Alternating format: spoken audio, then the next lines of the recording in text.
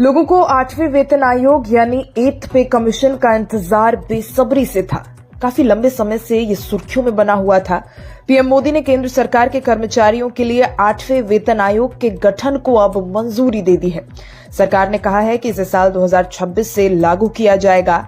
8वें पे कमीशन के अध्यक्ष और 2 सदस्यों के नाम का घोषणा भी जल्द कर दी जाएगी। आपको बता दें, इससे पहले 7वां पे कमीशन साल 2016 में गठित हुआ था। 8वें वेतन आयोग जारी होने की जानकारी केंद्रीय मंत्री अश्विनी वैष्णव ने दी है। उन्होंने कहा कि 7वें वेतन आयोग साल 2016 में लागू हुआ था और इसका कार्यकाल 2026 तक है। क्या है वेतन आयोग? वेतन आयोग असल में एक हाई लेवल कमेटी है। इसका गठन केंद्र सरकार करती है। सबसे हालिया वेतन आयोग 2014 में गठित हुआ और इसकी सिफारिशें 2016 में लागू हुई। वेतन आयोग का मकसद ये तय करना है कि आर्थिक परिस्थितियों के हिसाब से कर्मचारियों को सम्मान से जीने लायक उचित सैलरी मिले। ये सरकारी कर्मचारियों के आर्थिक कल्याण के लिए सुधारों की सिफारिश करता है।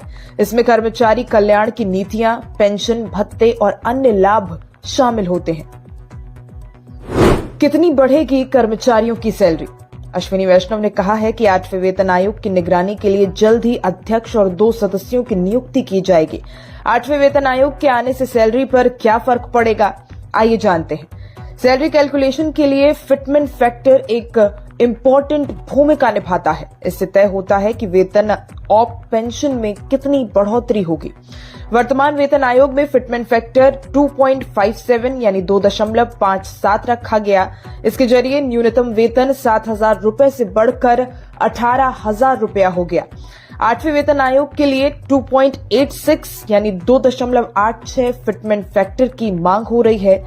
इसके मुताबिक न्यूनतम वेतन 18,000 रुपए से बढ़कर 51,480 रुपए हो सकता है। तो वहीं न्यूनतम पेंशन 9,000 रुपए से बढ़कर 25,740 रुपए तक बढ़ सकती है। प्रमोशन होने और सैलरी बढ़ने पर पेंशन भी बढ़ सकती है।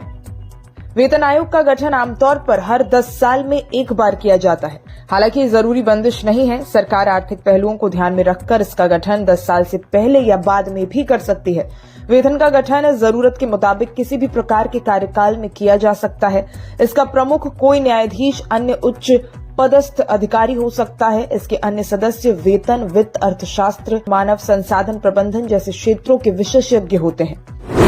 किन कर्मचारियों को नहीं मिलेगा लाभ? 7वें वेतन आयोग के मुताबिक सिविल सर्विसेज के दायरे में आने वाले वो सभी कर्मचारी वेतन आयोग के दायरे में आते हैं जिन्हें देश की कंसोलिडेटेड फंड में वेतन मिलता है। वहीं पब्लिक सेक्टर अंडरटेकिंग यानी पीएसयूज और ऑटोनोमस बॉडी के कर्मचारी और ग्रामीण डाक सेवक वेतन आयोग के दायरे में नहीं आते हैं। कुछ विशेष कर्मचारी जैसे कि हाई कोर्ट और सुप्रीम कोर्ट के जज भी वेतन आयोग के दायरे से बाहर हैं। इनके वेतन और भत्ते अलग नियम और कानून के तहत तय किए जाते हैं। सैलरी बढ़ाने का फॉर्मूला कैसे तय होता है?